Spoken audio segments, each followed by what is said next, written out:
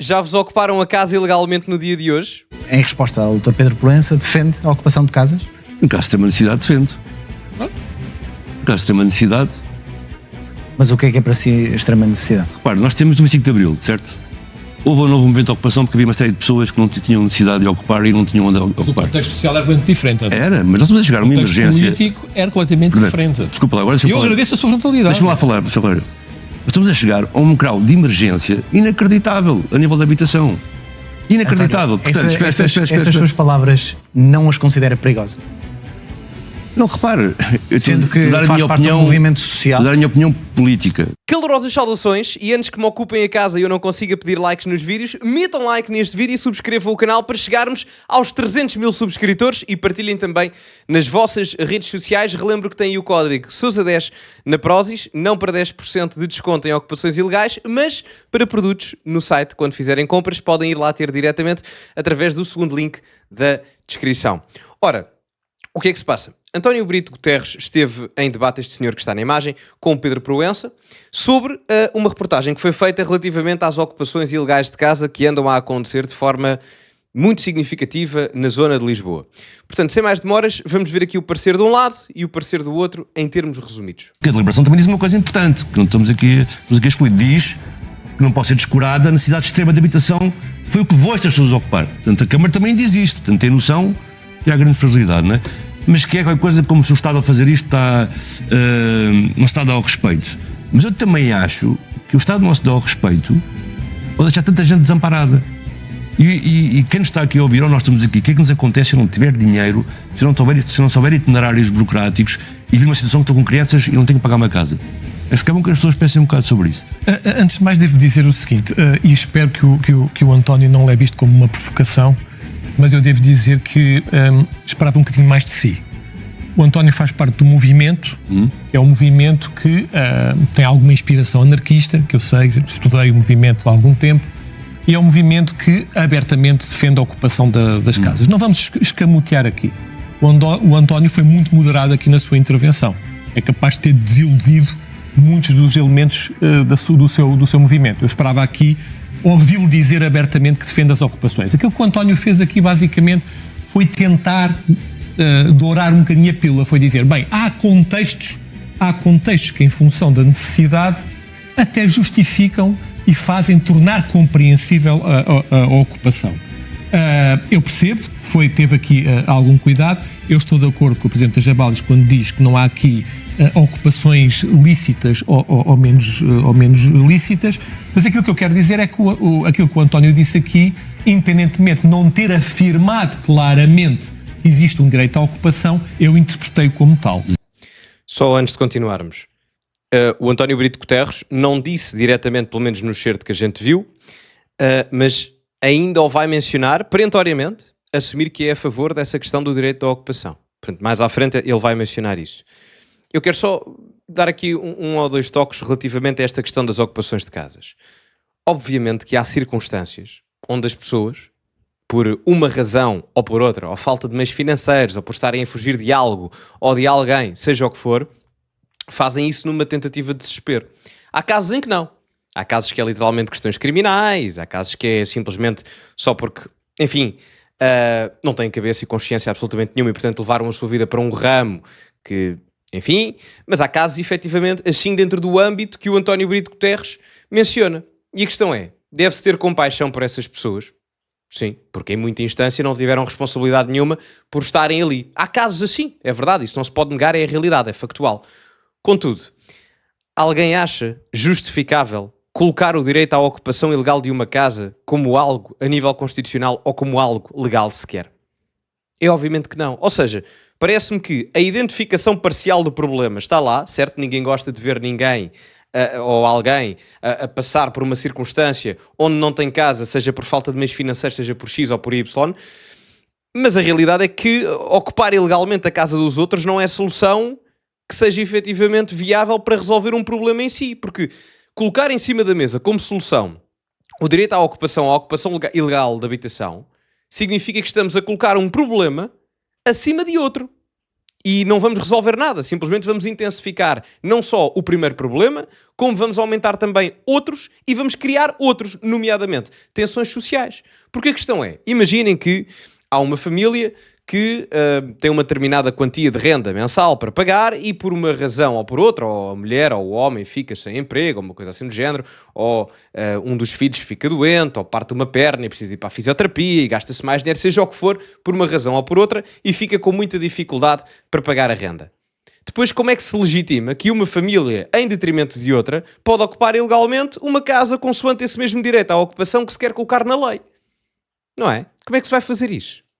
Que critério moral e ético é que se vai colocar para se fazer essa hierarquia da ocupação ilegal? Volto a frisar. É inconcebível. Vai-se criar um problema com uma solução que ainda é pior do que o problema inicial. E isto eu acho extremamente perigoso. Porquê? Porque isto vem, basicamente, criar aqui um cenário de, primeiro, desorganização dos critérios de prioridade. Isto é, como dizia o Presidente da Jabaliza há pouco, nós não podemos estar aqui em função de critérios subjetivos e abstratos, e com todo respeito, não é o seu movimento que pode dizer ou que tem legitimidade para dizer se uma pessoa é mais carenciada do que a outra. Portanto, vocês são um movimento dito informal. Com todo respeito, eu não acredito que vocês sejam um movimento informal. Vocês são um movimento que tem umas características que lhes permite dizer publicamente que é informal, mas não é informal. Vocês têm uma agenda ideológica absolutamente explícita. Eu estive a ver os nomes das pessoas que subscreveram o vosso manifesto e são pessoas, obviamente, que estão conotadas e que militam em partidos políticos. E, portanto, a vossa agenda não é uma agenda inocente no plano político. Antes de prosseguirmos, que agora vamos ouvir o António Brito Guterres a responder aqui ao Pedro Proenço. Estes movimentos sociais, sejam eles quais forem, mais à esquerda, mais à direita, diferentes índoles ideológicas, têm sempre, não digo sempre, mas muitas vezes, ora pessoas ligadas à política, ora partidos por detrás. Isso é normal. E é importante esta menção neste fator partidário, porquê? Porque o direito à propriedade privada, aquilo que nos permite, por lei e por questões constitucionais, proteger aquilo que é nosso, a nossa casa, o nosso carro, o telemóvel, o computador, o que quiserem, nem sempre foi assim, até em democracia em Portugal, atenção. Eu refiro isto várias vezes e é importante para se perceber o quão difícil é ter garantido constitucionalmente o direito à propriedade privada. Quando se fez o 25 de Abril, o direito à propriedade privada não estava consagrado constitucionalmente. Só em 1982, na primeira revisão constitucional, e na altura com contestação por parte da esquerda, de alguma esquerda, essa revisão constitucional foi feita, mas não havia direito à propriedade privada em democracia, ou seja, de 74 a 82, até à primeira revisão constitucional, o direito à propriedade privada não existia, ou seja, a vossa casa, o carro, seja o que for na altura, podia ser ocupado porque o direito à propriedade privada não dava essa proteção à propriedade privada em si. Portanto, é importantíssimo que as pessoas tenham noção, de forma geral, que isto de termos consagrado constitucionalmente o direito à propriedade privada é uma coisa particularmente recente até do ponto de vista democrático. Demorou mais a chegar do que propriamente a democracia em si, ou a revolução. Portanto, queria só dar esta nota porque creio que é efetivamente importante. E outra questão que me parece também fulcral, numa altura em que se fala imenso de questões de habitação pública e afins, eu não digo que não existe a habitação pública. Agora, muita atenção quando se coloca o Estado como o principal solucionador de resolução de problemas a nível do que quer que seja. Porque se o Estado é mau gestor na área da saúde, se o Estado é mau gestor na área da educação, se o Estado é mau gestor na área financeira, como já vimos aqui em Portugal em vários exemplos e em diferentes conjunturas, vocês querem mesmo o Estado a gerir a vossa casa? Deixo aqui a questão. Portanto, o problema está identificado e o problema parece que há uma concordância social naquilo que é a identificação do problema. Agora, confiar na gestão da resolução desse problema no organismo pelo qual tem várias lacunas e várias falhas nas outras áreas de intervenção social, nomeadamente a nossa casa, que é o nosso maior bem de proteção pessoal, arriscado. Eu não me fiava. Mas pronto, não digo que não seja, volto a frisar, não digo que não haja. Agora, não pode ser a solução principal. Eu queria-lhe, antes de mais, perguntar, em resposta ao Dr. Pedro Proença, defende a ocupação de casas? No caso de ter uma necessidade, defendo. No caso de ter uma necessidade... Mas o que é para si a extrema necessidade? Repare, nós temos o 25 de Abril, certo? houve um novo movimento de ocupação porque havia uma série de pessoas que não tinham necessidade de ocupar e não tinham onde Mas o ocupar. contexto social era muito diferente. Era, mas nós estamos a chegar a uma O contexto emergência. político era completamente diferente. Desculpa lá, agora deixa-me Eu falar. agradeço a sua frontalidade. Deixa-me lá falar. Nós estamos a chegar a um grau de emergência inacreditável a nível da habitação. Inacreditável. António, Portanto, essas suas palavras não as considera perigosas? Não, repare, eu Sendo que te dar a faz minha parte opinião, do movimento social. te dar a minha opinião política, certo? É do António. O movimento social não é. Aliás, o Fernando ia falar como advogado, falou como analista político, acho que fez mal porque não tem jeito. Porque não só o movimento não é anarquista, como é anarquista e depois tem partidos políticos, não vá por aí que não faz sentido. O movimento é aquilo que as pessoas querem ser. E o movimento aqui está só a defender as pessoas. O nosso trabalho não é a agenda que está a falar, é resolver o problema das pessoas. Evidentemente, o que nos evoca este trabalho, e o Fernando disse bem, o Pedro, desculpe, e interessante como diz uma coisa e diz o contrário, não há direito à habitação em Portugal. Não há. Está a ser um flagelo autêntico que está a acontecer às pessoas. Nós temos pessoas que pagam 600 euros por metade de um quarto. Em Lisboa. Quero só deixar aqui várias notas. Em primeiro lugar, comparar a realidade atual, que não é todo favorável, atenção, ninguém nega as dificuldades a nível habitacional que se vive neste momento, mas comparar 2025 com 1974, está lá, é um esticão, não é? Já para não falar da questão dos retornados, não é? Construíram não sei quantas barracas ao longo do país inteiro, nomeadamente na área metropolitana de Lisboa, principalmente aí. Nós agora vemos alguns epifenómenos de construção de barracas, mas nem de perto nem de longe. E, aliás, os meus subscritores que são jovens há mais tempo, não é? Que certamente viveram nessa altura do 25 de Abril, lembram-se perfeitamente que nem sequer é comparável. Agora há casos e reportagens de construção de barracas, e isso tem que ser resolvido, a construção das barracas ilegais e não sei o quê, mas nem de perto nem de longe aquilo que aconteceu no pós-25 de Abril. Isto é comparar o 80 com o 80 mil. Nem sequer há comparação, e os meus subscritores jovens há mais tempo podem deixar aí comentários mais em baixo e que têm vamos dizer, a percepção realista das duas conjunturas temporais, quer no 25 de Abril, quer agora, e podem, enfim, dar a vossa opinião. Eu até posso estar equivocado, mas factualmente creio que não estou, portanto, deem-me o vosso parecer. É comparar o 8 com o 80 mil. Não faz sentido absolutamente nenhum. E voltamos à outra questão, que é, se estas construções, ou se estas ocupações, como é que eu ia dizer? O Estado quer fornecer habitação, mas ao mesmo tempo quer permitir que as pessoas que supostamente não a têm ocupem a habitação dos outros. Perigoso, não é? Porque uma das principais funções do Estado, enquanto organismo político, é garantir a proteção dos direitos individuais das pessoas. Ora, se a minha casa é invadida contra a minha vontade, como é que isso se consagra na proteção individual dos meus direitos? Portanto, o Estado entra numa incoerência grande. A única coisa que, enfim, podemos discordar cordialmente, mas quando é perguntado aqui ao António Brito Guterres se não acha que esta declaração é perigosa, ele fica ali hesitante. É normal que fique, porque eu considero que seja. Obviamente que é perigoso. Obviamente que é perigoso. Imaginem, vocês estão em casa tranquilos, aparecem-vos aqui pessoas que vocês não conhecem de lado nenhum, não sabem quem são, o que é que fizeram no passado, nunca os viram na vida, e ocupam-vos porque por X ou por Y... Enfim, até podem ter uma razão legítima para estar à procura de uma casa e afins, e podem ter tido uma desgraça. Ninguém coloca isso fora da equação. Agora, ocupar ilegalmente outras casas de outras pessoas que passaram a vida inteira a pagar essa casa e a trabalhar que nem cães para conseguir ter uma vida digna, não é solução. De todo. De todo. Enfim, a única coisa que está aqui correta, no meu entender, claro, no raciocínio do António Brito Guterres, é que os movimentos anarquistas não têm por tendência associação a partidos políticos. No entanto, por uma questão de coerência ideológica, e ele está correto, mas é só mais politologia do que outra coisa qualquer. No entanto, na prática, muitas das vezes o que acontece é que os movimentos mais extremados, normalmente à esquerda, acabam por, de forma indireta, dar um apoio em determinados setores que constituem lobbies ou grupos de interesses que lhes sejam mais favoráveis. O mesmo acontece à direita com outros tópicos, seja o que for, mas só para diferenciar aqui a coisa entre a questão teórica da coerência, que é verdade, e a prática, que muitas das vezes não segue aquilo que acontece na teoria. Vamos prosseguir. Portanto, está a ver, nós temos sem abrigo neste momento, houve um aumento enorme em 2 anos funcionais, pessoas que dormem e acordam. O que eu sou a favor, e é isso que eu estou a falar, a nível de política pública, é que haja de facto, como disse aqui o Fernando, não é? Casas disponíveis para as pessoas. Porquê é que não há? Não daram a brincar com as pessoas com isso? É que acho que os portugueses estão um bocado fartos também de um certo discurso jurídico de defensiva de quem tem as decisões na sua mão, mas não resolve nada para as pessoas. Isso é que é político, não é? Isso não é jurídico. É político. Isso é político, não é o que eu estou a dizer. A minha parte é política. A sua jurídica entra na política. A minha parte é só política. E eu acho que nós temos que ter casas suficientes e manifestamente não existem por falta de vontade política. É por isso que não existem. E, portanto, não há que haver condições para as pessoas ocupar as casas. Como disse o Pedro, e bem, foi assim que eu comecei. 1000 casas, mas estamos a brincar. E para mim, 1000 casas ocupadas enuncia a gravidade da situação. Como é que é possível?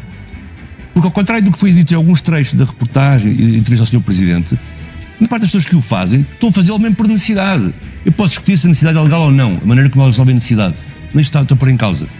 Agora, eu percebo que uma família que é posta na rua ou que esteja a fugir de uma pessoa violenta, entrem numa casa para se protegerem. Vocês não percebem isso? Eu percebo. Agora, se é legal ou não, é outra questão. Eu estou a dividir a questão. Agora, eu percebo que ela faça isso, para se proteger. Eu percebo. Para ter um teto. Porque se não tiver, retirem as crianças. Porque, apesar de tudo, não há os meios que o Fernando disse que existem para as pessoas que têm dificuldade com filhos terem salvaguardadas. Porque a seguir, Pedro, vou tirar as crianças. O desespero é esse. Se eu tivesse abrigo, nem consigo pô-las na escola. Vou tirar as crianças outra vez. O desespero é esse. As pessoas têm que perceber isso. E as pessoas não estão a perceber. E enquanto estamos aqui no estúdio com esta conversa, em que é fixe dizer que o António é A e que a pessoa que ocupou é B, não se está a resolver. E o problema está a aumentar. Nós estamos a criminalizar as pessoas que estão com dificuldades, em vez de dar apoio para elas. Fernando, Vários aspectos aqui no que é mencionado neste segmento. Algumas partes eu concordo, atenção, quando eu digo que as pessoas estão fartas do politiquês, em que as políticas públicas ou os políticos em geral falam muito sobre solucionar os problemas, mas depois fazê-los está quieto, não é? A realidade é essa. Aqui concordo em absoluto, muita conversa, pouca ação. Aí acho que é uma concordância geral e nem é uma questão ideológica. Acho que todos acabamos, ou pelo menos a maior parte das pessoas, acabam por concordar nesta inação do poder político em Portugal, principalmente até a nível autárquico. Agora, voltamos à velha questão. Quando o António Brito Guterres diz mas vamos separar a questão prática da questão... Não é prática que ele diz, mas enfim, vamos separar a questão prática da questão legal. Eu percebo essa separação, mas essa separação só existe no campo das ideias. A prática não é só ideias, é a ação. Eu não posso separar a questão da percepção da questão legal. Não posso. Porque a questão legal está inerentemente ligada à questão da ação. Eu não posso separar. Em termos ideológicos, nós podemos estar aqui a divagar uns com os outros e separar as questões. Podemos, efetivamente, filosoficamente, fazer esse exercício de pensamento. Agora, na prática, é impossível separar as duas vertentes. A questão legal da questão da percepção. Isso é impossível. E na altura que o começarmos a fazer, isto é um forrobodó. Ninguém se entende. Esse é o segundo aspecto. O terceiro aspecto, que aqui é mais problemático, o António Brito Guterres menciona. É preciso compreender que há pessoas que às vezes estão a fugir de alguém, ou ficaram sem casa, ou não têm dinheiro e precisam de, em extrema urgência, ocupar outra casa. Mas a questão aqui é, por questões de segurança, vamos imaginar uma família que está a fugir de alguém. Quer por questões de violência doméstica ou outra coisa qualquer. Essa família que foge vai para outra casa de outras pessoas, ocupa ilegalmente. Em primeiro lugar, quem é que garante que essa família que ocupou ilegalmente a casa está em segurança? Aí, porque pode continuar a ser perseguida. E segundo aspecto, a outra família pela qual teve a casa ocupada passa também a estar em perigo porque está no mesmo local da outra família que também está a ser perseguida. Ou seja, em vez de termos uma família a ser perseguida, temos duas. O que é que eu estou a dizer com isto? Que a gênese do problema está identificada e concordamos com isso. A questão é que a resolução é péssima. Não vai beneficiar ninguém. Nem quem ocupa, nem quem está a ser ocupado. O que tem que acontecer é que quem está a perseguir esta família tem que ser imediatamente preso, sem dúvida nenhuma, e é isso que não acontece. A justiça às vezes é muito lenta, os processos judiciais exatamente a mesma coisa. Portanto, a solução é completamente ao lado. Eu volto a frisar, eu percebo, de um ponto de vista filosófico, de onde é que ele quer partir. O António Brito Guterres, percebo mesmo. Agora a questão é, a solução é horrível, ainda vai gerar mais problemas. Quer para quem está a ocupar, quer para quem está a ser ocupado. E é isso que tem que ser, aqui sim, podemos distinguir a questão da solução. Vamos prosseguir. Deixa-me só dizer duas coisas muito rapidamente. Primeiro, a dizer ao Fernando o seguinte: eu, profissionalmente, tenho clientes, por exemplo, na Ameixoeira, e sei, por viva voz desses clientes, que à partida há pessoas que vivem na Ameixoeira que promovem políticas de intimidação das pessoas que lá estão para abandonarem as casas, para estas serem ocupadas por amigos e comparsas. Daí que a questão da boa-fé tem relevo e tem importância. Também para dizer outra coisa, que fiquei obviamente satisfeito pelo facto do António, e muito bem, em coerência, ter assumido não só a sua posição relativamente àquilo que acha que é um direito à ocupação, que defendeu, mas também o caráter político do seu movimento. E, portanto, isso diz tudo relativamente àquilo que eu mais disse. de mim dentro do movimento, que é abrangente. Muito bem, Plural. meus senhores. E termina aqui. Bom, digam-me a vossa opinião relativamente a isto tudo, à ocupação ilegal de casas, ao direito à ocupação, propriedades privadas. Digam-me o que acham, o que pensam aí em baixo nos comentários. Concordam, não concordam? Concordam em parte? Digam-me o que pensam. Metam like no vídeo, subscrevam o canal, partilhem também nas vossas redes sociais. Código Sousa10 na Prozis para 10% de desconto no segundo link da descrição. Ficamos por aqui e, como é habitual, acima de tudo, cultivem-se e até à próxima.